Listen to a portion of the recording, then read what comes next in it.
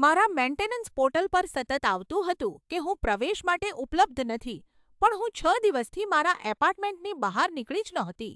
શરૂઆત પાણીના ગ્લાસની કિનારી પર બેઠેલી એક માખીથી થઈ, પછી બે. ટૂંક સમયમાં તેઓ બધે જ હતા. મારા કાઉન્ટર્સ પર કોઈ ચર્ચની બેન્ચની જેમ લાઇનબદ્ધ હતા. પછી એક ગંધ આવી, બરાબર સડેલી તો નહીં, પણ તીખી અને મીઠી, જાણે કોઈ ફૂલ લાંબા સમય સુધી ફૂલદાનીમાં રહી ગયા હોય. મેં મેન્ટેનન્સ રિક્વેસ્ટ કરી, પણ સ્ટેટ્સમાં ફક્ત એટલું જ લખ્યું હતું, ટેકનિશિયન પ્રવેશની પુષ્ટિ કરી શક્યા નથી. હું ઘરે જ હતી. હું આખો સમય ઘરે જ હતી. મેં મારી મમ્મીને ફોન કરવાનો પ્રયત્ન કર્યો, પણ કોલ કનેક્ટ ન થયા.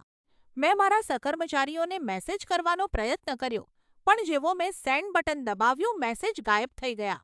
પછી મેં મારા ગાલ પર એક ફકરો જોયો. મેં તેને દબાવ્યો, પણ મને દુખાવો ન થયો. મને કંઈ જ અનુભવાયું નહીં. ત્યારે જ મને મારા પોતાના ચહેરાની અંદર કંઈક હલતું અનુભવાયું અને મારી નાકમાંથી એક માખી બહાર નીકળી. હું ગભરાઈ ગઈ. મેં મદદ માટે કરગરતા એક ઇમરજન્સી રિક્વેસ્ટ કરી. પોર્ટલ ફક્ત રિફ્રેશ થયું અને એક લાઈન આવી, રહેઠાણની સ્થિતિની ચકાસણી બાકી છે. આજે રાત્રે પોલીસ આવી.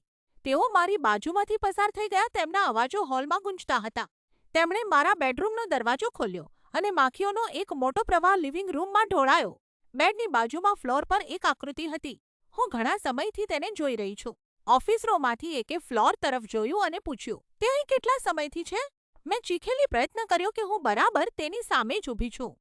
મેં તેને કહેવાનો પ્રયત્ન કર્યો કે હું આખું અઠવાડિયું અહીં જ હતી, પણ મારા ગળામાંથી ફક્ત એક સૂકો પોલો અવાજ આવ્યો.